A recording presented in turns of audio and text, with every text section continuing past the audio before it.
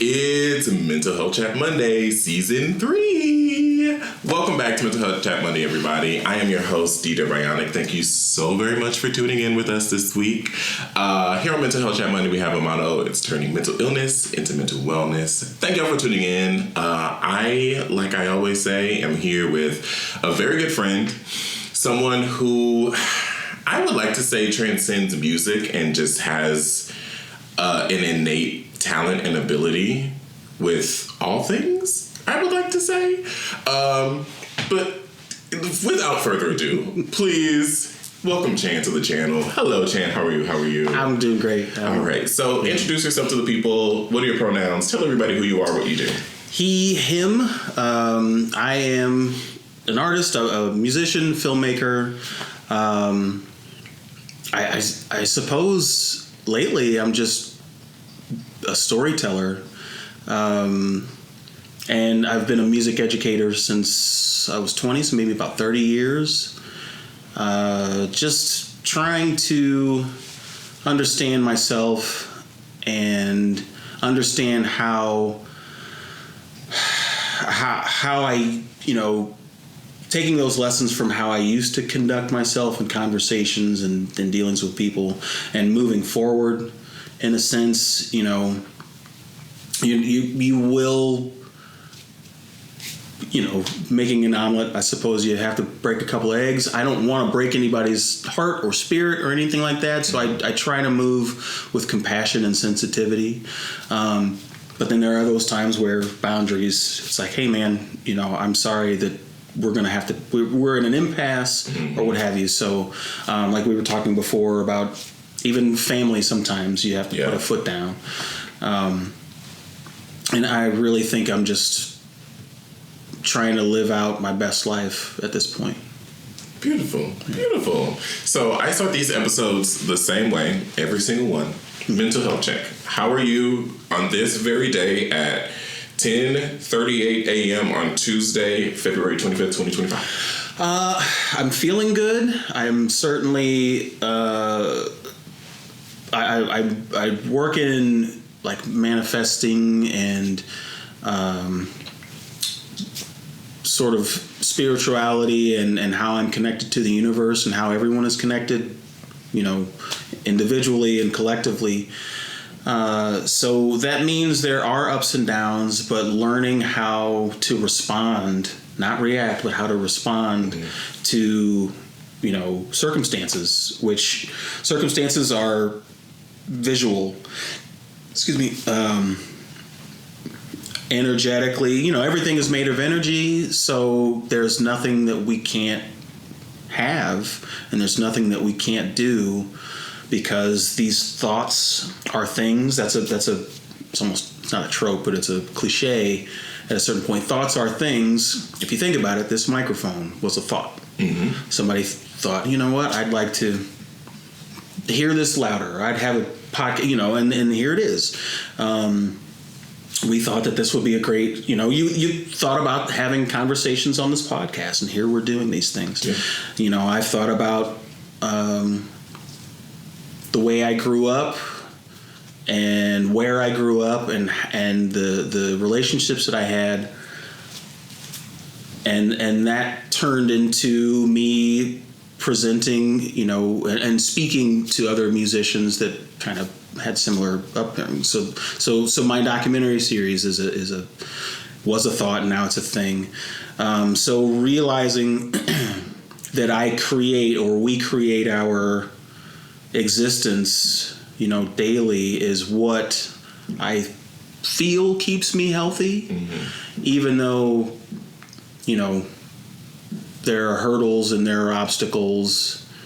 So, you can't magically wish things away. So you have to take these steps. I certainly wish we could. Yeah, sure. Snap your fingers. It's like there's a shooting star, make a wish, and it's all going away. I got some things that are happening, like I left a career of 10 years hoping to be more of a creative and make a living, playing my instruments and creating this series, and a lot of times the rest of the world doesn't feel that way. You know, the economy is run by people who almost have zero artistic ambition, so it's not set up for artists to succeed in that way. Yeah, it's a hobby. It's not. Yeah, it's not something that is necessary. For the world, to those people. To those people, and music. Anywhere you go, man, you're hearing music. You've got something playing in your head all the time. At least I do. I do. You know, definitely. And maybe that's us. There are people who have no inner dialogue too. That I don't know. Which is wild. I never knew about that. If you have no inner dialogue, please comment down below. I want to get you on the podcast because I want to talk about that, and not in like a judgmental way. I'm just genuinely curious because I'm going always going. Yep, all day long. And you know, one of your other episodes you talked about medication, and you know, people. I've never been medicated for ADHD, which have been tested when I was younger, maybe fifth or sixth grade, something like that. So ADHD is something that runs, I think, in my family too. I'm sure my mom has a touch of it, maybe a lot of it. Maybe that's that cognitive dissonance that we were speaking of, that she's experiencing. That could be a possibility of it. And, you know, these things kind of snowball, I suppose. Anyway, there's one of those tangents that happens. Natural. Natural. So, but back to art, you know, artistry. In this town, I could write out, I wouldn't even have to think about it hard. I could write out 100 musicians or artists that I know that are extremely gifted, are, you know, yourself included, that are, you know, constantly making something, constantly moving forward, constantly pushing the needle forward. But a lot of this town and a lot of the people that spend money on, you know, entertainment don't see original artists, musicians, you know, painters as, they see us as hobbyists. And, you know, you could go to whatever club that you, let's say Blueberry Hill, Duck Room. I love playing there. I've only played there a handful of times in 30 years. I've never played there. Right? So, but I've been to concerts where there's me and whoever I went with, or just me by myself, maybe two to five other people over here scattered, and the sound engineer, and then the band on stage. And they're killing it. You know, a buddy of mine was in town from San Diego, and we went to a show, and there was this amazing band from London. I can't even think of the name of her name. It was me and him, two girls in front over here, maybe two or three people there, the engineer and the band. And the opening band, which was sitting at the merch booth, you know. And then the next night, I saw another friend on Facebook post about, it was a packed room, and on stage was just this cover band playing whatever song, and there were people dancing and, you know, had their back to them and not even looking at the band, and, you know, there was applause and all that stuff, but like I can't imagine. I think maybe it's because people enjoy the familiar and they appreciate that most, you know. But turn the fucking radio on, man. Buy the disc, download. It's really weird too, because St. Louis is such a musical city. Like, a lot of music started in St. Louis, and a lot of musical talent comes from St. Louis. And I feel very similarly to you about it. Like, I have applied to play at many a festival, sent messages to many a venue. We're just not looking for your style of music. Which is totally fine. Sure. I mean, I'm not doing anything that's vastly different from, well, I guess I kind of am. Dude, pop songs, you know? Like, it's pop music. It's a little hip-hop influence. It's a little disco influence. Like, it's all these things. By the time you're seeing this, my album is out now. It's awesome, too. But, you know, it just feels sometimes like, especially black people, we don't get unless you're doing a very specific covers or specific genre of music, especially if you're black, you're not getting that booking. It's just not going to happen. Absolutely. I mean, we have to be playing blues, right? You know, playing the blues, or, you know, there are these jazz bands that are doing pretty well, but then they have to take. It's crazy that other countries, and we just can't go there because there's enough people there, that are taking care of the musicians and the entertainers. They've got health benefits. They're paid well. They're working a living wage. They don't have to play 6 gigs a day, 7 days a week, and then work a part-time job on top of that just to make ends meet. Yeah. There's no reason why we shouldn't be why an entertainer that I don't. There are probably 100 reasons that any business owner can give you. But we pull people into the door, and even if there are people there, someone's listening, someone appreciates some of it, I'd hope. Yeah. If the bartenders and the bar owner or whoever booked it, like, you listen to it. You're listening, yeah. Yeah, you believed enough in what I was doing to book me. Added us to the calendar. You told everyone else, no, we've got this booked here. So why can't you take care of that band that night? There are venues. A friend reached out. He's helping a colleague get back into the live music. Putting bands back on their stage or whatever. And he's like, well, we can't pay anybody yet. And it's like, okay, well then don't do it yet. This takes work. There's probably an argument out there on the other side. Put that in the comments. Why don't you? Drop it down there. Let me know what I'm missing. And also, I feel like a lot of budding musicians feel like they have to play for free. Yeah, right.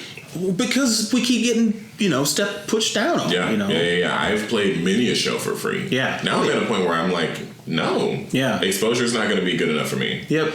Right. If I'm not getting paid, I need to be able to bring my merch in to be able to sell it, to recoup the money that I'm losing for taking time off from work. And that's the thing that almost feels frustrating about it, is because you're so passionate and you do just want to play. Yeah. I just want to be on the stage. Yeah. But I also need to make money from this. Yeah. To make my dream a reality. Yep. I don't want to work a 9 to 5. I don't want to clock in at anybody's job. But also, I don't want to be living on the streets, coming to my gigs with my cart in tow and with all my shit in it because I don't have anywhere to live. Yeah. There, and it's when an artist, I'll say that too, it's not that I'm incapable of having or keeping a job. I just know that my creative strengths are.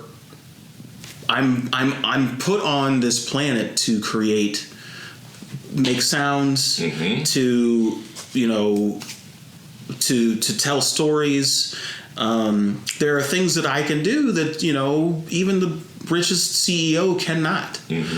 So why does that balance millions of dollars to these people for on the other hand is exposure for us? Like last night I played a gig at a it's not a venue, and the owner is a very dear friend of mine. We go back a long way, but he can't pay us anything. So my bandmate and I are looking at it. It's like, okay, well, it's just rehearsal for us. Just it happens to be in front of people, and they give us food and treats and stuff like that. We can get tips if we want to. Craziest thing was, we've played 3 times there now, and this was the most people that were in the place at the time. We didn't make a single tip. The first couple of times, the first time, one of the employees put money in there. I think just being trying to encourage people, and she was just like, I can't have you guys play for nothing, and they even fed us. But since it was not a traditional venue, and often most people are there to do work in this space. It's almost like, the entertainment aspect was just out the window and we were bothersome. Yeah. And it's like, wow, man, the radio was on. She just turned it off and then people in the room were making the music. What's the difference?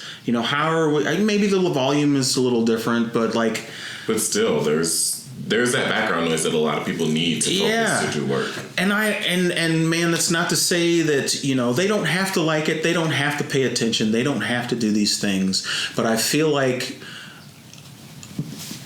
music and even if it were a mime, you know, the most annoying mime in the world is still, you know, people don't see the appreciation for someone honing their craft and giving it to them, and let alone giving it to them for free, you know. And we've been conditioned now. It's like, well, you know, we got to do it for the exposure. You got to build your way up, you know. Mm-hmm. You got to pay your dues. Yeah.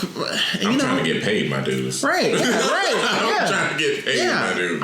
I've spent, you know, decade after decade driving 200, 500, you know, miles on a Tuesday night to play to the sound engineer and, you know, the next band. You know, and I used to tell students that you got to go get your butt kicked on stage a couple times, you know, before you can really understand why you know, if I'm tough on you, if you feel like I'm tough on you, it's because I know you're not giving, you know, what you know, any excuse me, goodness, any minimal effort. Like you have to put care into your craft. Yeah. You don't just get up there, you know, even I'll use Kurt Cobain as an example. Kurt was not a virtuoso. He was not a guitar virtuoso. Mm-hmm. But that man, he spent thousands and thousands of hours writing song after song after song, cutting room floors. This one's using this word and you know what, this doesn't work, and crafting. Comedians will go on stage and get booed off the stage. You know, another human being boos another human being for trying to be funny and just not quite being there. Yeah. You know, like if a MAGA person walked into a room full of liberals and started spewing shit, I'd expect them to get booed. Yeah. Exactly. You know, and vice versa. Yeah. But this person is like, I'm here to try to make you laugh, and I'm trying to figure it out myself, you know. And you threw your drink at me, like, where did the tomato come from? Yeah, and I'm and the club owner's not going to pay me, you know. Yeah. So it's funny to say too that, you know, when we say I don't want to work a job, it's like this is work. Yeah. It is a job. It is something that other people cannot provide that I'm doing right here that seemed effortless when I was little, so I've been honing it, you know, for all of this time. It's something that has brought me and people around me joy. Yeah. It's something that has transformed me in a way that, specifically for me, making music and performing, I started doing all of this because I didn't want to be myself. Yeah. I started acting because I didn't want to be myself. Mm-hmm. And that in turn changed into, wow, this is really healing me. Somebody in the audience is getting something from this. 100%. And so that snowballed into, I don't want to be an entertainer because I want to be rich and famous, and I want to heal people. I want people to get the same feeling that I feel when I'm on stage. Yep. I want people to be buzzing like I'm buzzing when I leave seeing my favorite performer perform. Yeah. I want that. I crave that energy exchange, not the applause, which is beautiful. I want the applause. I do. That. Yeah. Please, I'm Tinkerbell. Validation. Yeah. But the energy exchange is what leads to the applause. Absolutely. And every single part of it, the nerves, the energy, the applause, the dancing, whatever you're doing as your performance, all of those things are work. Yes. It's hard. Yes. I'm not just walking on stage unrehearsed. Right.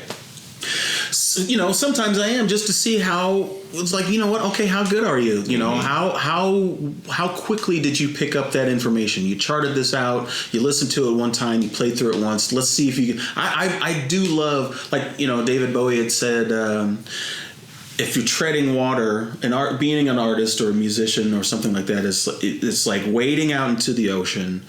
I'm paraphrasing, and you have to go until you can just barely touch, and that's when you're on the verge of something exciting. Mm-hmm. You know, where you just, I don't know. Is this going to work? Is this going to? Oh wait, okay, I'm there. I am. You know, and something my bandmate said last night.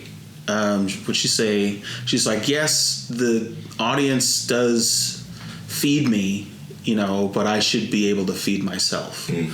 And that's kind of ties into, I recently had someone tell me, it's like, well, you should be doing this for the love of it, instead of asking people for money and all this stuff. You should be doing it for the love of it. It's like, dude, since I could talk, I've been performing and taking pencils and building my first drum set out of a laundry basket and pillows and books. I'm doing it for the love of this. Yeah. Yes.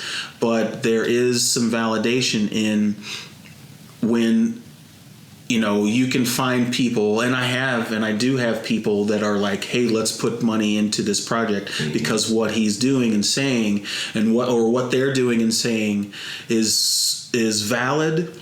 It's poignant and it's necessary. Yeah. And without these things, without kicking some doors open, without these things, like, we just sit stagnant. Yeah. And there are people that are like, what, we want to support you. Some people will give you some equipment that they're not using, hey, will this work for you? Or fashion tips, or I haven't had a wardrobe update in I don't know how long, man. But you've got sponsors and you've got donors and others, producers. Yeah, all that stuff is invaluable. All that stuff is invaluable, and that moves us all forward too. And we don't. I really love that you said you should be doing it for the love of it, because we don't go to people who own restaurants and say, you should be just doing this for the love of it. Yeah, right. Or we don't go to Jeff Bezos and say, you should be doing this for the love of it. Yeah. You should be providing free 2-day shipping for the love of it. Yeah. Why do people who have real jobs get to... And do you not think that the Beyoncés and the David Bowies and the Naomi Campbells and the Cynthia Erivos of the world aren't doing it for the love of it and reaping the benefits of their talent and their love and passion? Yeah. Right. Why do I, DDare Bionic from St. Louis, Missouri, who is just getting started in the industry? I mean, I've been at this for 10 years. I've been putting out music for a decade now. Overnight, right? That's crazy. Yeah. I've been putting out music for a decade. But like, in performing for my entire life, why don't I get to do it for the love and reap the benefits of my love, joy, and appreciation and hard work and the talent and the craft? Yeah. It's crazy. Sometimes I'll argue with myself and say, well, that just means, whatever your content isn't good enough to be, they're not going to throw millions of dollars. You got to write hits. Like, okay, there's a hit to anybody. I know there's a man who tours from either New Zealand or Australia with a belt made of guitar pedals, and he puts a contact mic on a pane of glass. Every city he finds a big pane of glass, and he does like trumpet embouchures and like blows and like these crazy sounds. Like this. There are people that are just contortionists. There are people that are. There's a beautiful artist in St. Louis who does. Like a bottle walking act. Oh wow! She's incredible, and what do they call that? Slackline and like trapeze and or a tightrope and all this stuff. Yeah. She's doing actually quite well for herself. But like, I don't understand how. And it's because I'm on this side of the fence. I don't understand how even the layperson doesn't see what goes into that. Like, she didn't just step on. She did just get up there and start doing it. Just didn't happen. She probably fell a couple times. A couple hundred times. Yeah, she's probably injured herself. Yep. She's probably done. But it's the love for the craft that keeps you moving. Yeah. Yep. It's the passion. It's the playing for the empty rooms. Yeah. I just had a show. I've been doing this over a decade. I had a show in October. There were maybe 5 people there. Right. And I knew half of them. Yeah. Yeah. Half of them rode in the vehicle with me. Yeah. And the other half were the performers. Like, it's like, come on, get in the car. I'm taking you with me. Yeah. So, like, it's the people not showing up to support, but it's also the, like, Yeah. I'm putting my whole soul into this, Yeah. and I'm gonna keep playing for empty rooms if I have to. Yeah, and that I'm gonna say something directly to the camera. So those friends, and I've done it myself.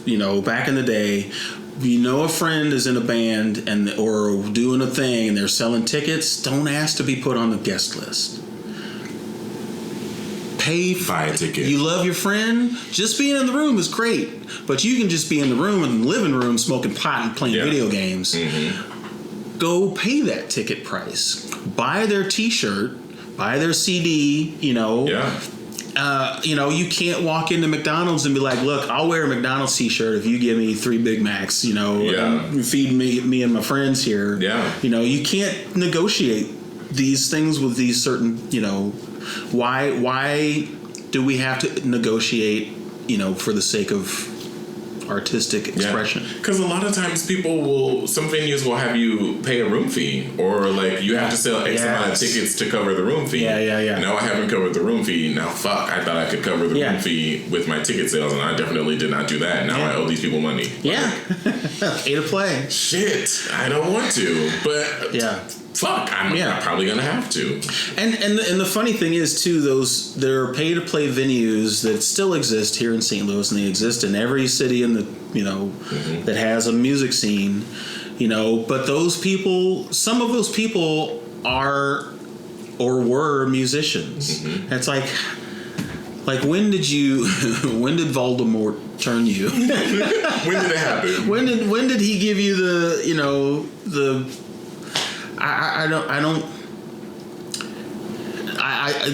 artists are just taken advantage of in lots of ways that people don't really think about. And that's another thing that I'm doing, advocating for that. Yeah. I may sound like I'm complaining all the time, but we've been doing this. And there are people that are just hobbyists, and I think that they feel that they can't succeed as an artist, so they will just have their other job and they'll just do this as a weekend warrior, and they're fine with it, and that's fine too. And I've done it before too. But man, I mean, the older I get, the more I want to live the life that I feel like I'm put here for. Is to constantly create, and I do constantly create. We're waiting for the rest of the world to catch up and see. And isn't it such a beautiful feeling to know, to kind of be so strong in what your purpose is from a really young age? I think a lot of artists in every medium know at a very young age what we're here to do. Yeah. And it sucks to be devalued almost. Yeah. Because what you're doing is, you're just having fun. You're so creative. Will you do this thing for me for free? Yeah. I love how creative you are. Yeah. Oh, man. No, actually. Will you lug all your gear here? Will you work on 6 new songs that I've just requested and threw on you a week before I need you to be here? Yeah.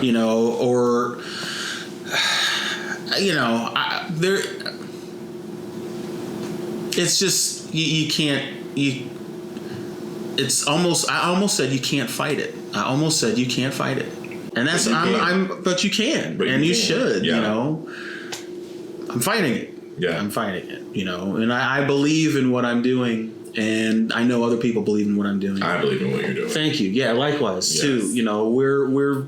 We're strong. We're smart. We're engaging. We're attractive. We're the talent. Just that was the beginning. Yeah. And recognizing that you have the talent. That's just the seed. Yeah. There is work that goes into this, and. We're doing these podcasts. We're recording these things. We make content on a daily basis, which, having to, follow trends of how to become discovered. Yeah. I'm 50 years old, and, I don't have TikTok anymore because of all that kerfuffle. I lost it, and I had it, and I was just like, well, I should keep it. Like, that's why I'm on it, because I'm trying to get out there and all this stuff. But, that's a full-time job. Being this influencer. Being your own manager. Yeah. Being your own manager. And then the labels want you to hand them your 1 million subscribers, and then like you've been doing this for a decade and you only have 1,000 subscribers. What are you doing? Yeah, posting every fucking day, just like everybody else. Yeah, right. And so I took a break. I took a long break from this, but I took a break from social media in the end of November to January. So I was off social media for 2 months. Deleted all the apps from my phone. Didn't look at it. Notifications turned off. It was glorious. Yeah. It's the best 2 months of my life in the past 6 months.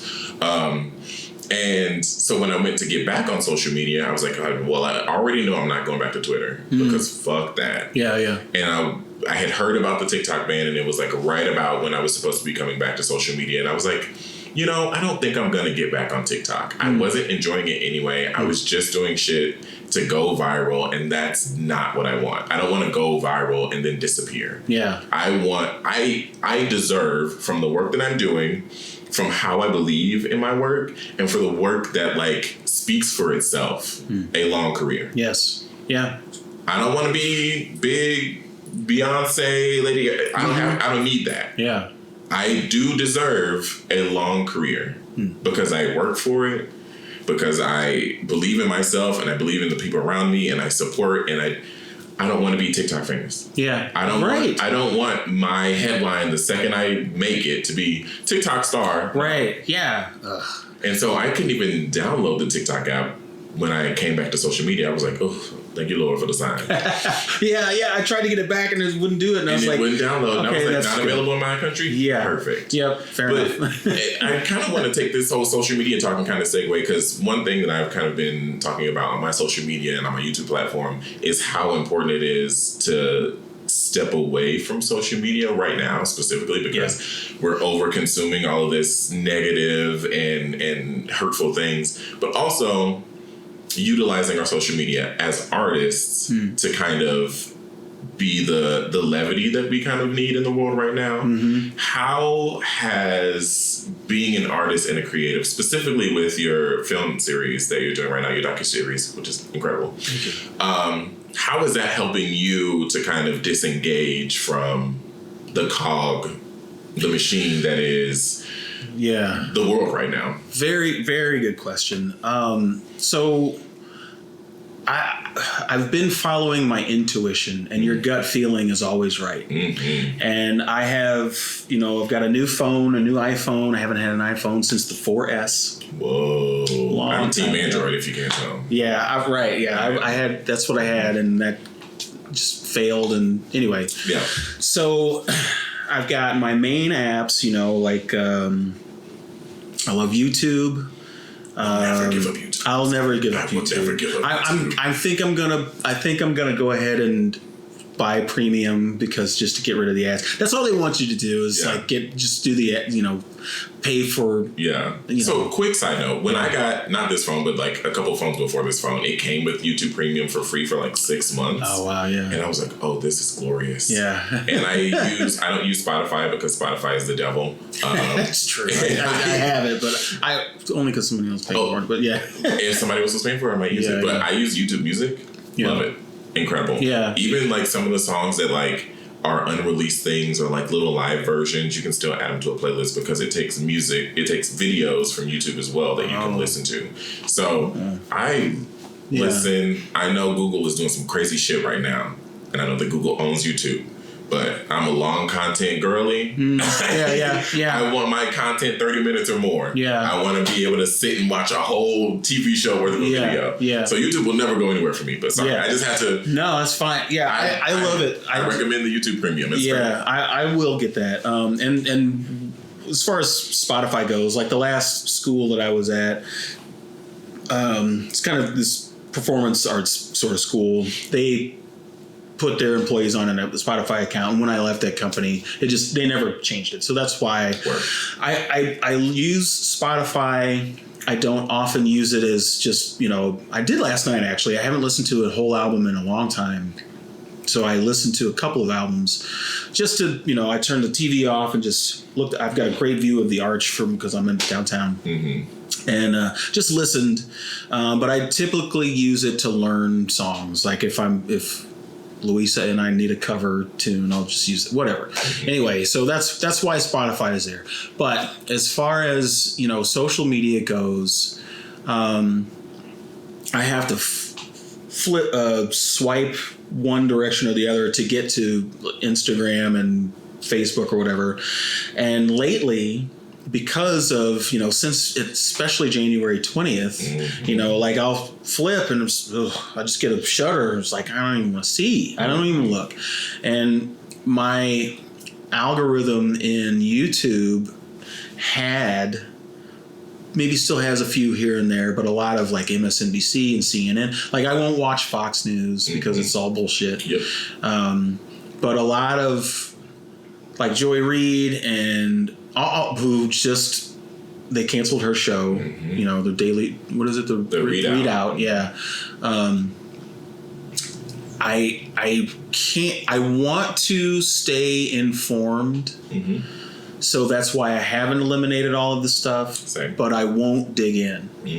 And it's just going to take me a while to. On Facebook, there are a few people that are in my friends list that are Trump supporters. And I work with a couple of them. I work with a few of them. And I'm trying to, I mentioned manifestation before, like how you respond to certain situations dictates the energy that you're putting out, therefore changes your manifestation in one way or the other. Yeah. And I don't want to fuck anything up, man. But I shouldn't even say that. But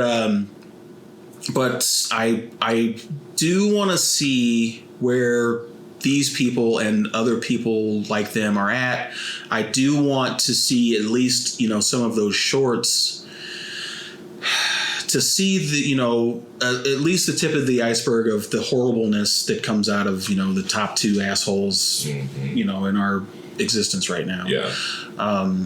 So I feel like social media and back to artistry and like my brand. I said last night, it's like, man, I'm not even gonna I'm not gonna stress over posting and making all these invitations and sending all of these things out, because I'll send out, if I've got 1,600 people, friends on Facebook and Instagram, whatever they are, I'll send all those out, and I don't really see those people coming anyway.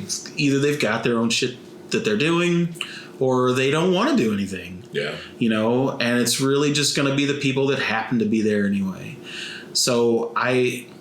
But what I want to do is keep moving in my direction, keep moving at my pace, and creating the best content that I can, and that's what will attract whatever I'm looking for. Yeah. I'm not even looking for it, If you build it, they will come. They will come. So I feel like that's where I stand with social media, and there are things that, like I did an interview the other day with KMOV, Channel 4, and I did put that out. They posted it on their thing, and I put it out there. So I told a few people that I was going to be there, and like, hey, you guys share it. Here's the thing, you guys share it. Yeah. And I want it to work for me now. And I want everything I do to work for me. I think I always felt like I was controlling these things. I'm not. No. All I can control is what I put out there. So that's where I stand with social media these days. I feel very similarly to you. I'm not cranking out. So like my apps are not even on my home screen anymore. Yeah. I gotta swipe and search and look for them, and like out of sight, out of mind. And thank God for it. Yeah. What is today? The 25th. So like at time of filming, my album is about to come out in like 3 days, and like I'm like, oh shit, I gotta post about it. And I hate that social media is the way that things happen now. Yeah. I wish I could just buy a fucking TV spot and like, or a YouTube ad or a billboard or something, and just be like, "Hey, my album's about to come out." Like everybody sees it driving down the freeway. Like it's fine. That's dude. You know what? We should kind of go back to that because there's a convenience that social media did give us, and now everybody is doing it. It's like screaming into the void. Yeah, absolutely. Like dating apps. I went on a dating app. I've had a few. Back in the day, I think the first one I had was like Plenty of Fish or something. And I went on a date and just not the right person. She was very sweet, you know, went to a show and like, you know, my friends that were there were looking at me like, you know, like this is not a match, dude. And, you know, and then I wound up being in a terrible relationship with someone else from another anyway. You know, as a man, as a straight cisgender man, you are competing with 1,000 dudes on the same block for the attention of one person. You know, or I don't even know how any other, you know, like women will get hundreds of likes and messages, you know, some that are genuine, some that might be a really nice person, but she's got to wade through the bullshit. And oftentimes they're looking for the best option. Yeah. People are looking for the best option on those apps. And, you know, I found myself scraping through and like finding somebody, you know, it's kind of cute. Oh, there's some similarities or whatever. And then, you know, a message or two later, and then there's just nothing. And it's like, oh, well, silence. I got to realize that there are 50 other dudes that have maybe some of the same credentials, but like make more money or what, you know, it's just like you said, screaming into the void. Yeah. And that's what, you know, there are virtuosos. I'm a guitar player and I'll put some content every once in a while on YouTube or whatever, make a video of myself playing. And I make it a performance video, you know. Sometimes I'll dress, you know, like I'm on stage, but usually I'm just like in a hoodie and jeans or something. And I'll play and I'll stand up and I'll move, move like I'm on stage.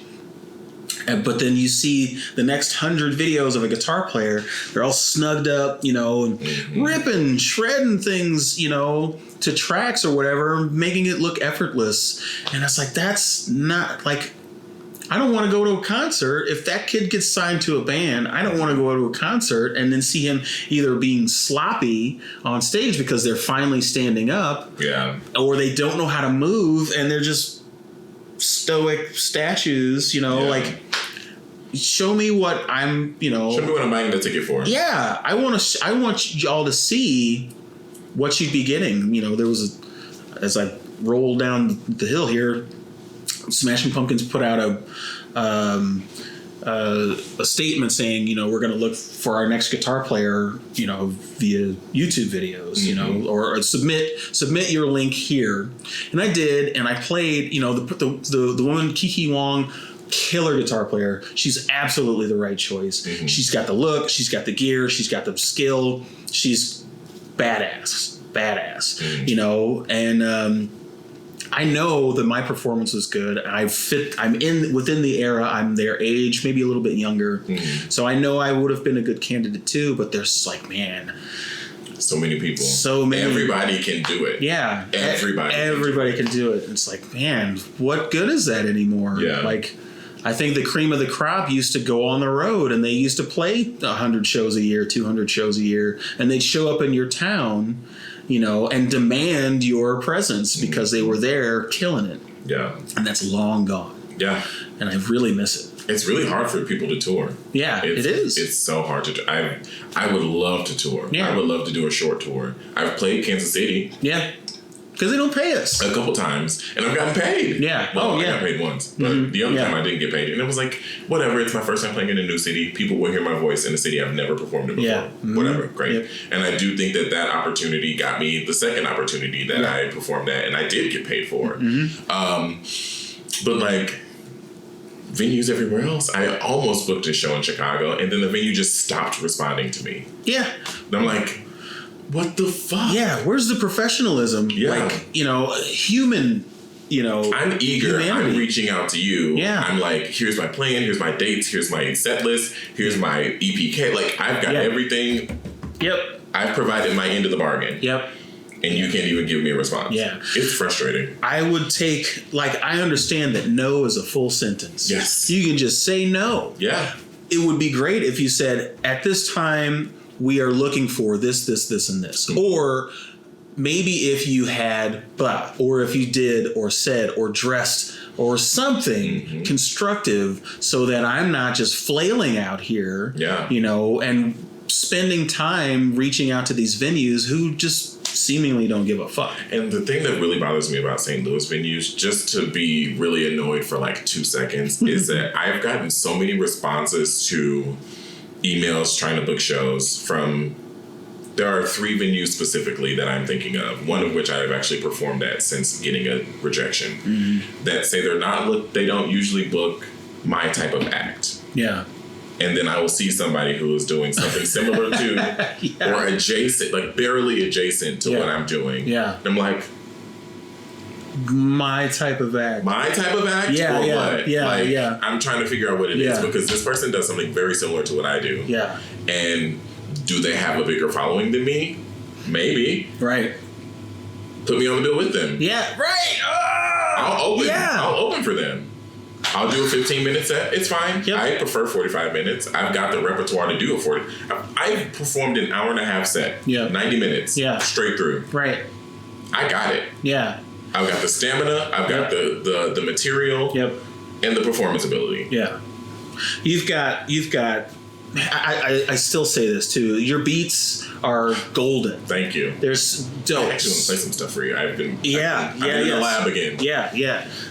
So you're a solo act, yes. And there's no backing band, so there's going to be tracks. Easy for the sound engineer. Easy peasy. I'll be my own sound engineer. Right? I'll mix it. I got it. It's mixed in the tracks. I'll just send you the signal. And I'm not lip syncing. Right.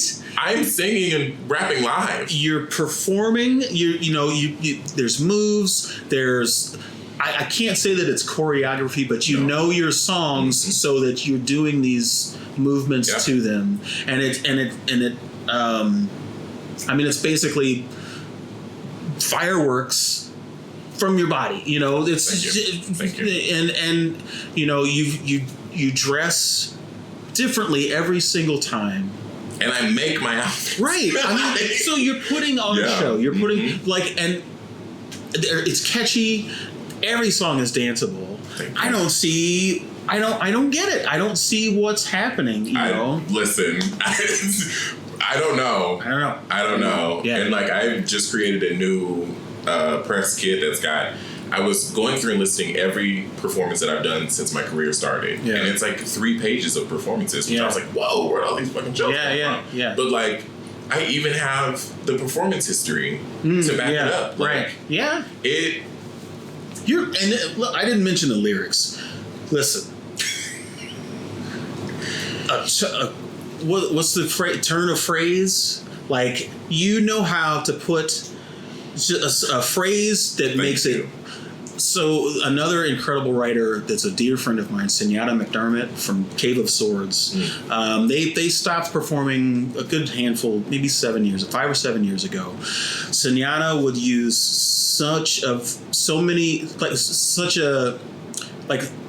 she was elegant and eloquent and words that you would not sometimes typically hear in a song, but somehow they worked and just folded out into the music and out of her mouth just so beautifully. And oh my God, I wish I could come up with some of the lyrics, like the one on the last couple, your first single from this album. Oh yeah, which one, Pandemonium, or was that Melanin? Melanin. Yeah. Melanin. I love that fucking song. Look, y'all. That song is so good. And I'm not saying that because it's my own song. And my favorite part of the song is not even me. Right. My favorite part of the song is my friend who's featured on the song. Yeah. It's not. It is difficult to write lyrics. It is. And I've written lyrics my whole life. Right. Before I even really, and this will actually circle us back to the mental health aspect of this. My musical passion comes from my brother who passed away. Yeah. And he gave me my name. He named me DDare. Right. And that's in the song too, right? Yeah. Okay, yeah. Yes. And he that chorus. He is him and his friends and everybody they made music in our basement, and I would sit with them and I would write. Yeah. And I would write and write and write. I had no idea what the fuck I was writing about. I was 8 years old writing hip hop songs. Yeah. But one time I wrote something and they read it and they were like, whoa. Yeah. And since that moment, I have my entire life, I wish I had any of my like journals that I had from the past, all these things that I like, songs that I wrote songs about my dad when I was a kid, wrote songs about how I felt about coming out. Like I wrote songs about everything. Yeah. I have got 30, well not 30, I'm 32. So I probably got about 20 years of songwriting just in here. You know, it's not like you have to sit and people need to understand this too. You know, this flows out of us, and that whole phrase "do it for the love." It's like I'm compelled to do this. Yeah, it's beyond love. This is breathing. For me, there is not a day that goes by where I don't write at least a couple lyrics of something. Right, and you know, and that's put 10,000 hours. There's the 10,000 hour rule. You put 10,000 hours into anything, you've become a master at it. And 10,000 hours was 25 years ago for me. You know? Yeah. So it's so connecting what we do to our mental health too. That's part of why we do it. It is our catharsis. Yes. You know? Yes. And if we pin any of this up, that rambunctious child that you see bouncing and mom's like, shh. No, like get that kid a microphone or put up drumsticks, pair of drumsticks in their hands. Put them in a dance class. Tumbling class or something like that. There's something that needs to come out of that. Give them a skateboard. There's something that is within us that has to be expressed, and sometimes it does turn into music. Sometimes they're a writer, a journalist. Sometimes they understand. If they're a physicist or something like that, if they can't, scribbling. Oh, you marked up my walls. Yeah, Jennifer. Well, what is she writing? What's going on? What was that? So I think people need to kind of look a little closer as to their behavior, as to actually what is actually happening, not what they've affected, physically, like messed up the table or something like that. There's something that's compelling this child to behave this way, and if you can find the constructive characteristics of it and encourage it, you'd be surprised as to what's going to happen for this child and how healthily, if that's a word, that they will grow up because they haven't been stifled. Yeah. And I think some of these kids, that have these outbursts, it's because there's somebody that doesn't understand them is telling them to stop or telling them to shut up. And I think that's I feel very fortunate in my upbringing that my mom encouraged every single thing, and still does to this day. Every time I wanted to go and perform at something or be in a choir or be in a XYZ club, creative, whatever, she was like, yeah. Let's go. What time we got to be there? Yeah. Yeah. I think the only thing that we couldn't do was I wanted to be in the band. I wanted to be in the band so bad. I wanted to play drums. And then I was like, maybe I want to play trumpet. I don't know. But, life happens. Yeah. Finances happen. She's got 4 kids she's taking care of. Yeah. Drum set is not in the cards. Yeah. And I wasn't bitter or mad about that. I was like, that's okay. I'm still in choir. I still get to sing. I still get to be musical. It's totally fine. Yeah. I think that's translated well into GarageBand and you being able to put beats together because that's still there. It's and whenever I work with somebody or wherever I've now produced a beat for at least a couple friends, and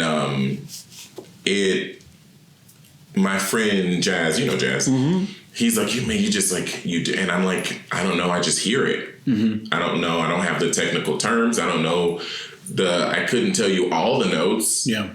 But I can tell you that these things sound good together, and this is going to hit here, and the timing of this is going to be so good because and then there's a break. Like there's just something, like you said, that just, it's like breathing. Yep. I can't control it. I don't know I don't want to stop it because it makes me feel good. Yeah. But I want to go back. You're talking about childhood, and I remember earlier you said that in like 5th or 6th grade you were diagnosed with ADHD. How has being a musician and ADHD, how have those two things worked together? Well, ADHD is basically impulse control issues and then maybe a lack of focus kind of mixed together, from just what I understand about, the way my brain works. I think that the impulse to, or having those impulse issues, it gives me a sense of urgency.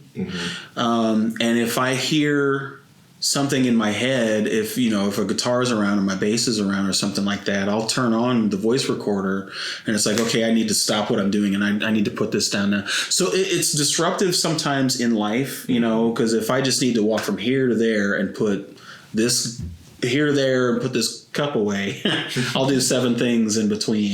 It's like, well, if I put this cup, I have to, okay, well, maybe I should finish it. Okay, well, now I've finished. I got to go to the bathroom. All right, so I'll go to the bathroom. And then I'll see, I should wash these towels, and all of these things happen. But I think that, that whirlwind that is in my head will sometimes, like I'll always have a tune in my head, I was thinking about this, this cup, that's the theme song to this, sounds to me like it's a piano kind of thing, and that distorts somehow because I don't focus on this, another thought comes in and like I'll change the words to it and to something that I read before, and I'll change the lyrics to that, and then that kind of changes and morphs. It's like, well, I'll get some copyright infringement things if I do this. So what if I lean into this, and there's always something stirring, I think. So and having a musical background, it's like I can take that stirring and like figure out this song and figure out a way to twist it, I at least I think that's how it works, or being able to, I can see, I don't have synesthesia, as far as seeing colors when I hear certain things, but I can feel a mood and the moods that kind of jump around within me because of that ADHD. Like, okay, so that means that I feel so many different emotions, and there's a level of empathy within me too, that I can feel a lot of these things on a deeper level. So that melancholy that might sit there, I can really tap into that, and that ADHD gives me, there's a level of hyper focus. And I don't know if I've cultivated that or if it's like a side effect, it's either I'm like a friend of mine says, chipmunks chasing balloons, or I can snap in and say, okay, this needs to happen right now, and it's something that's going to, it's the path of least resistance, so I can really sit and focus on that and either edit an entire episode of my series or sit down and create a beat and then lay a bass line down and write a song, and I can just jump in, and since it's, whatever I'm connected to in the universe, that will come out easily. And I think that hyper focus from the side effect of ADHD is what has led to, my sticking with music for the longest time, because if this answer makes any sense. I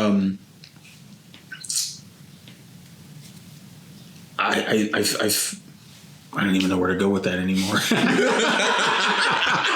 The ADHD came in and said, yeah. It's like, okay, that's it. No, I think that's but it. I get where you're going with it. Yeah. Just it has given me a sense of hyper focus, But the one thing that I can certainly do is make music with it, but that crazy storm out there gives me so many different ideas, and then I can filter a lot of that stuff. It's like, well, I've heard that.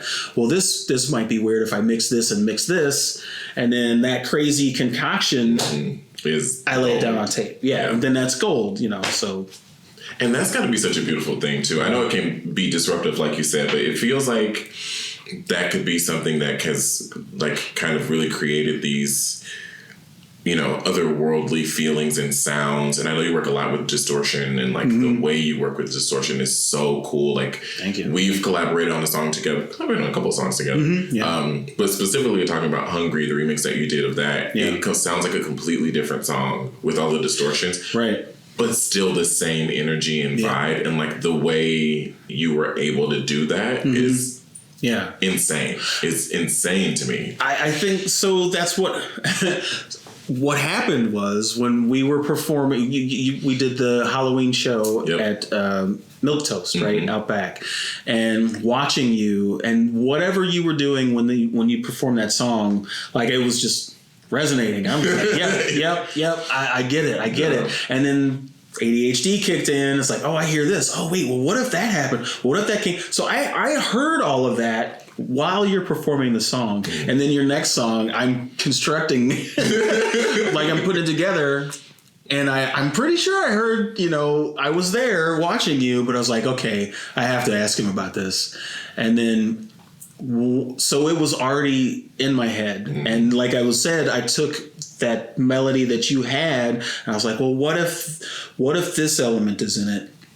And what if, if I took it and put an industrial spin on it, from something that I heard this band do. Yeah. And, and and without changing the structure of your song that's already so dope, like if I can integrate something, a new element to it, and just kind of enhance it and not block anything that was already there. I don't want to get in the way of what was there, but I'm grateful for sure that it's on the album, and I think it's incredible. It worked out. Like I took a swing and I knocked it out of the park. I would like to say, shattered it. It was incredible. I still like it. Like it's in I have like a current obsessions playlist. It's like 500 songs, and that version of the song is in the playlist and not my original version. I sent it to my best friend. Yeah, my best friend is like hypercritical of my music, which I appreciate because she is a consumer of music and has always been. Like she has always been a music consumer. All genres of music, everything musical. Yeah. She may not be like a musical person herself, but she listens to so much music that she kind of just gets it. Yeah. And she will be real as fuck with me about when I'm putting out. And I sent her the original version and I sent her that version. And she was like, I'm so sorry, I like the remix better. And I was like, I do too. It's so good. But I think it's just, it was the sum of all parts, and it just kind of goes to show that, the vibe that you put out was so strong that I did understand it. And I was able to, and I'm so glad that what I did was, to your liking. Yeah. But I feel like it was just on that same energetic level, and it just mixed so well. It really did. Yeah, man. I want to talk to you about distortion because did ADHD lead you to distortion, or what brought you to that realm of musical experimentation? I've always kind of, and this is addressed in my series too.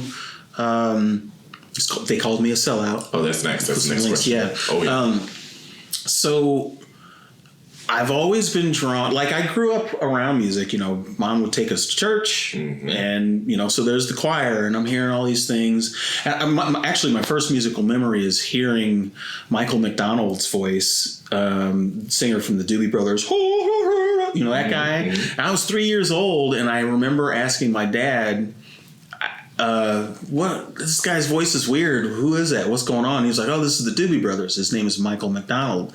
And that was it. And I went off and played. You know, I really wish I could ask him what went through his head at that moment. Like, what, son? How did you hear that? Like, so I've always been kind of drawn to kind of a pop sound, and then new wave. And then as, you know, things grew, alternative music came out and rock, and I'd hear these things, and then I see some representation, you know, Living Colour, the band Living Colour, all black band playing this heavy rock music, but with a jazz influence, you know, and I'm just like, okay, this is a thing. And then hearing, you know, going down the rabbit hole of guitar and drums, you eventually hear of Jimi Hendrix and his performance at Woodstock, or the Monterey Pop Festival, you know, where he burned his guitar, and he's doing all of these feedback things with heavily distorted amps and fuzz pedals and things like that, and genre after genre bouncing around. You hear Ministry, you hear Nine Inch Nails, you hear you know, but I'll listen, you know, I've got a favorite Neil Young song, you know, so these pop structures are kind of a thing. So I figured, like, how can I incorporate that? It just came out in my playing, actually. And even in, you know, dynamic, there was a band I was in called Ghost and Light, and we sat when we played at first. Well, they did. They were a trio, and then they added me. And I remember using some of those elements just to give color. You know, Jason was the songwriter, and I called myself the interior decorator, you know, and then learning how to manipulate and control feedback and distortion and put enough reverb on it so that it sounds distant, you know, and it's not this overwhelming crunching, you know, guitar with, you know, 6 amps or something like that. Yeah. But I could add it as an element to give it depth. And then I think I just started appreciating soundscapes, like that artist I was talking about with the pane of glass, and he makes all these crazy sounds. Like, okay, well, there's a few people in his audience that are there, but like, how do I make this appeal, you know, on a broader sense within a pop song, say? So I really just think it's just another tool that I love to use, and sometimes I'll just let that stand as what it is. You know, I love the sound of feedback, and I do too. Yeah, heavy guitars, and I hadn't quite evolved, you know, my act when you and I played that night. So it changed. You know, I wound up doing a good bunch of solo sets over the next year, and really being able to learn how to start really very small, you know, with even just like incidental clicks and like looping that, and, you know, good 30 seconds will go by, then you hear like, you know, like a little something, and then it just builds, and learn how to pull the reins on it. So that's kind of where I like to take the chaos and kind of control it. It's like being able to control the weather somehow. I figured out how to do it. I don't know. I just love making noise. Yeah, it is really beautiful. I remember when you did that full like set of distorted guitar, and like it was like entrancing. Yeah, it was really beautiful. I was like, this is taking like a mood, overwhelming, but like in all the best ways. Yeah. I think just learning how to, you know, if I was feeling, even if I was, you know, in a great mood that night, you know, it's like, well, I want to draw, like being an actor, you know, like I have to be this character now.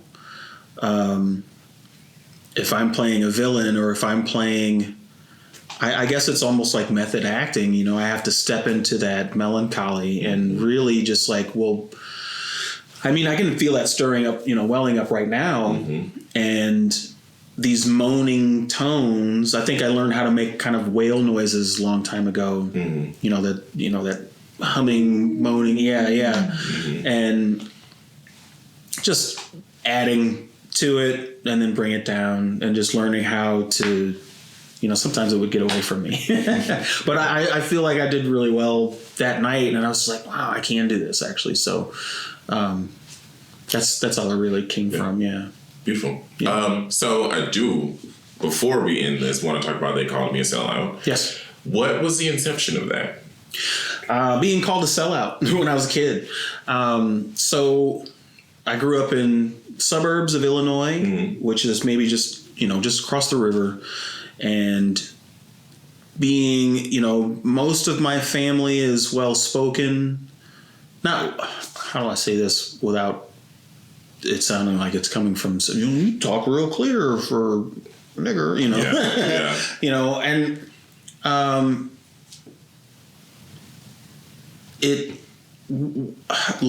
and being into and influenced by rock music and pop music, some of my peers, the black kids my age in the neighborhood, I remember I can still see my cousin's face.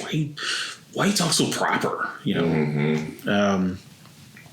I don't know, man. I mean, it just came out. It's how the rest of my family talks. I don't know why your family doesn't talk that way. Why do you talk so, why is it so broken? Why is your grammar fucking shit? I don't know, because I'm not pretending to be something I'm not. I'm just speaking. I'm just speaking. And guess what? I can code switch. I can talk it. Yeah. Right. And it does come out, sometimes. I think it came out more when we would go down to Mississippi or something like that, for family reunions.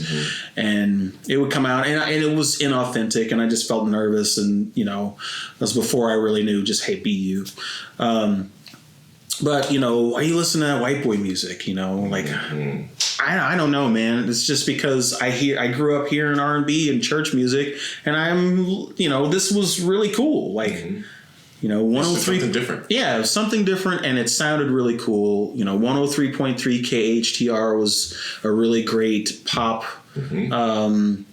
radio station here, and then the first video I saw on MTV was Pet Shop Boys, West End Girls. And I was intrigued, that the sound of those synths, I was like, man, that don't sound like Luther Vandross, like, oh wow. But it was intriguing. So being called a sellout, you sold, man. You ain't black, you sold. Like, it really started there, and it was really supposed to be a documentary about me, but I never turned the camera on myself. I think I had a conversation with another filmmaker, and he said, he's like, why don't you interview people? Because I'm certain, this guy and this woman here, these people would have a similar story. This is a white man telling me this too. And he's like, I can help you get started. I'll, be your camera operator. And so we did the first 4 episodes together, and first 4 episodes together. And it just kind of spawned, and I realized it's like, man, this is huge. This is bigger than I thought it could be. So it was really just, it started as thinking about, this childhood, microaggressive bullying, in a sense, from my own people, and I think shining a spotlight too on actually where rock music comes from is what's propelling this. The blues artists, Charlie Christian, Sister Rosetta Tharpe, Little Richard, Chuck Berry, boom. Yeah. And it goes from there. And there are another 100 artists that we could name that were working what's called the Chitlin circuit. And which y'all should figure that out. Well, you can watch my episodes and we explain it all. Yeah.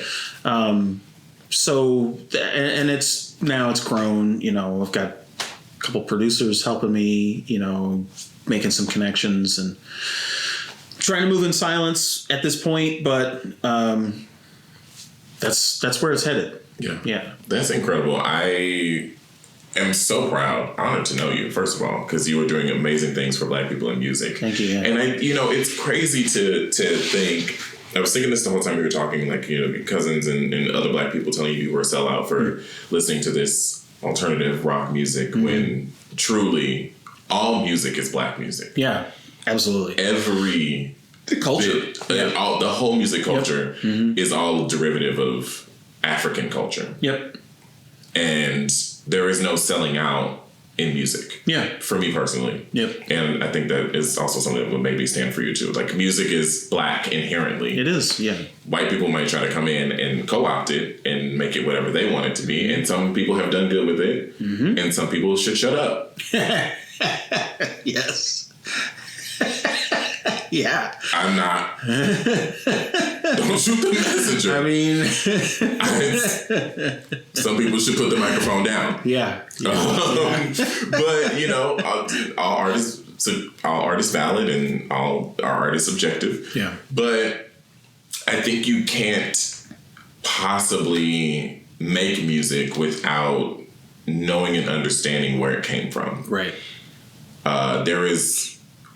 I make original music. Many people make original music. Everybody, but inherently there is no original music. It's all kind of been done before. It's all kind of been referenced or not referenced or whatever, and blah blah blah. Nothing new under the sun. Nothing new under the sun. Yeah. But putting your own interesting spin on it, somebody's not going to do it the same way that you make it.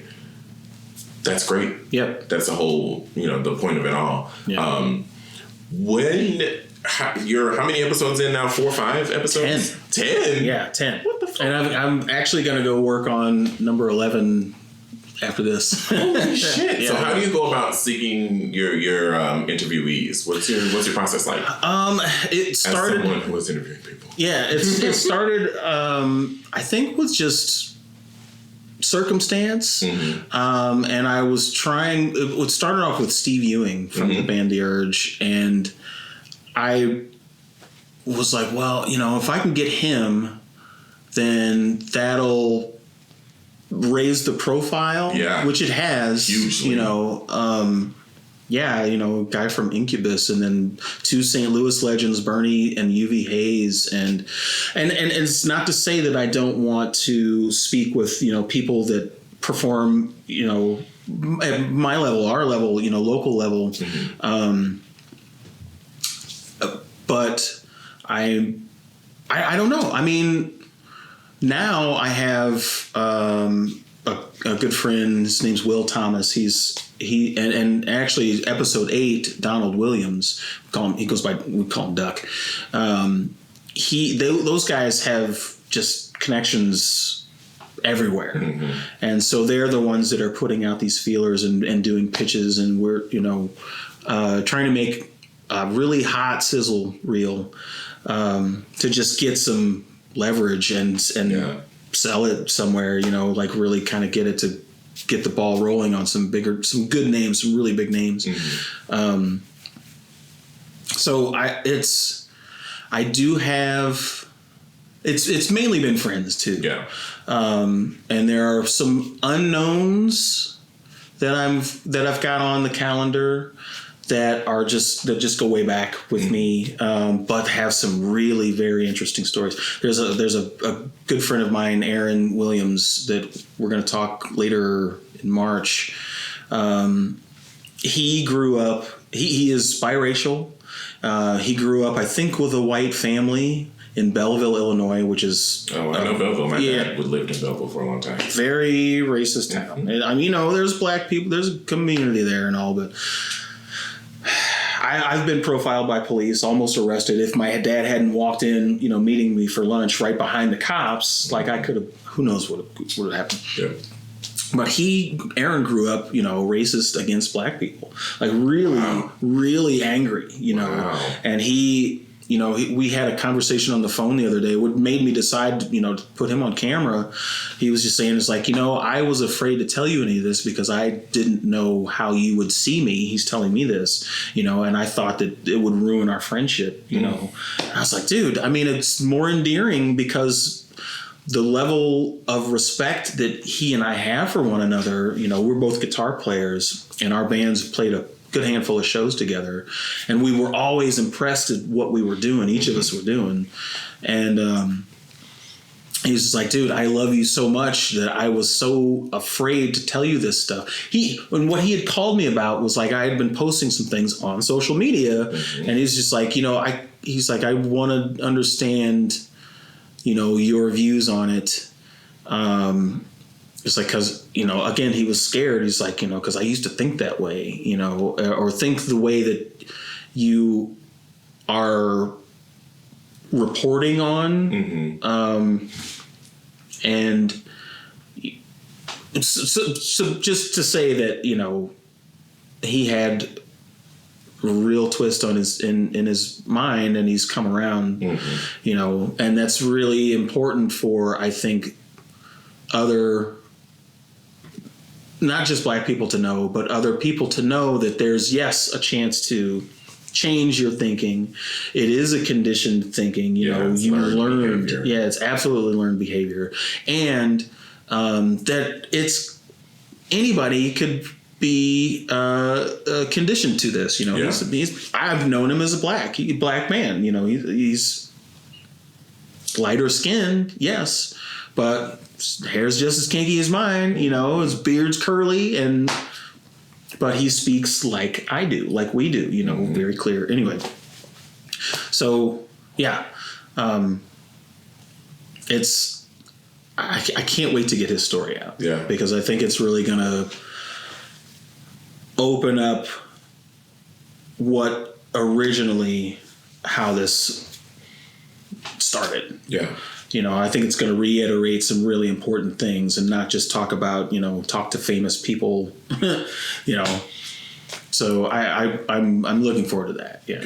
Yeah. I'm so proud of you. It's such an incredible thing. Yeah. I see nothing but bright things in the future for this project, for how big it's going to get and how many people it's going to touch. Yeah. I think the work is so important. I know for a fact the work is so important for people like us who are coming up in the industry. Yep. Yeah. So thank you. Yeah. And thank you for having me today. Of course. I got a couple more questions for you. Sure. Like I said, we didn't even talk about that. Right. Which is what is my favorite thing about this. And I'm pretty sure I say this every episode. Everybody's story is different. Mm-hmm. Everybody's relationship to mental health and wellness is different. And that leads me to my final question. Here on Mental Health Chat Monday, we have a motto. It's turning mental illness into mental wellness. What does mental wellness look like to you? What does it feel like? What's the definition? Ooh, mental wellness. I think a lot of people don't realize that they should set boundaries, because most of the things that we're angry about are something that we wish we had expressed, but someone stepped over a line that they didn't know was there. So there's some anger that kind of builds up. I think mental wellness, and that's a surface thing too. I know that there are things that people are maybe born with, some synapses don't fire quite properly, like bipolar disorder or something like that. I have not been medicated for any ADHD or depression. I think just doing research and studies, I came across something called dysthymia, which is for layman's terms is what Abraham Lincoln was famously known as, had melancholy. So it's like a low grade depression that lasts for 2 years minimum, and it's just kind of like a gray cloud sort of that we exist in. And I don't know if it happened to be my circumstances, but I would feel almost numb even when some of the most exciting things were happening in my life, or horrific things, I just almost didn't feel these things were happening, and it affected me, and I think it affected, those around me, and the choices that I made. So I feel like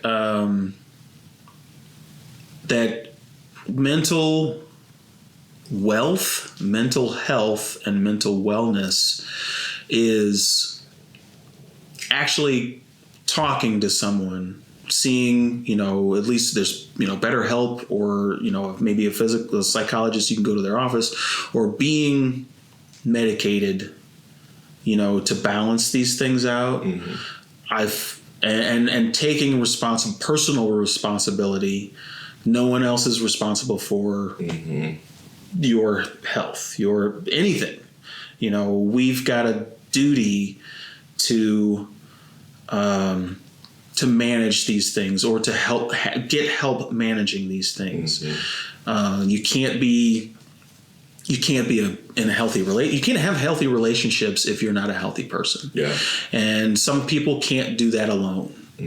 All the meditation in the world isn't going to quell, the fires of some social anxiety, or there's some psychopathy out there. There's people that should really, really have help. Yeah. And not let the stigma of getting help make you feel bad about getting help. That's important too. Yeah. Don't let anybody, what are you, psycho? Like all the jokes that all the, people used to say, I don't think happen anymore. So there's no reason for people not to seek any kind of help. I've had really, really dark thoughts before, and reaching out to people, reaching out to someone who's trained and certified, or, professes, is a mental health professional, is what everyone should do. Yeah. Especially if they're feeling like they want to harm someone or themselves. Yeah. And it's important that we all do it. Yes, absolutely. Absolutely. Chan, thank you so much for being here. Thank you. Thank you for this conversation. I love that every episode is different. I love that every conversation is different. And I'm glad to talk to another musician about mental health and about how music affects us. Not just the creation of music, but also the industry of music. Yeah. I think that's a really big thing that's happening right now. And all you music professionals that are watching this. Yeah. Run us our money. And our health insurance. Yeah. And, all of that. Fight for it. Fight for this. Yeah. Don't take it laying down. Yeah, we deserve this, man. You can't go into a grocery store, dentist office, sports arena without hearing music. You know, the players come out to their songs, go to a boxing match, there's a theme song, baseball game. Dennis is playing commercial TV. Just music is everywhere. Yes, it's music is everything. The t-shirts we wear. Literally. An artist made this. An artist is on it. Yeah. An artist made this shirt of an artist. It's everywhere. Art is kind of, and that's one thing that I haven't said in this whole episode, but it's one thing that I believe so strongly right now more than ever is that we need artists and creators and creatives more now than ever to be using our voices and our platforms to fight for ourselves, to fight for our rights, to fight for our country, and for the things that we believe in. We can't not do it. We just can't not do it. So I thank you for all of the fighting that you're doing. Thank you. And all of the road that you are paving for me, people behind me, people behind the people behind me. Yeah. It's excellent, amazing work. Last thing, if you have anything you want to promote, obviously, they call them SELLOUT. Shout it out. Tell the people where they can find you, all that good stuff. I have two bands. I play bass guitar for a band called Intra Central. And that's a quintet that's based in here in St. Louis. And I play guitar for Louisa Sims, and we have a band called The Sorry Party. And you can see us playing anywhere in St. Louis. Nice. Don't forget the documentary. Oh, the documentary. Come on, man. I'm like, well, it's called, they called me a sellout, being black in the white rock and roll industry. It's on YouTube. If you find my socials, my name is Chan Maurice Evans. I'm also 3220 Films, so 32-20 Films. That's on Facebook, Instagram, probably still on TikTok if you have it. I'm on, just Google my name, Google 3220 Films, Google You People, that was my band, YOUPEOPL, one word, and I'll come up. And all of that stuff is connected. Yeah. Awesome. I will link all of that down below as well, so you can find it a little more easily for those of you who are lazy. And of course, I am your host, DDare Bionic. You can find me on all social media at DDare Bionic. It's called branding. Look it up. Thank you all so much for tuning in. I will see you next Monday with a brand new guest in the guest seat. And I love you. I mean it. Bye.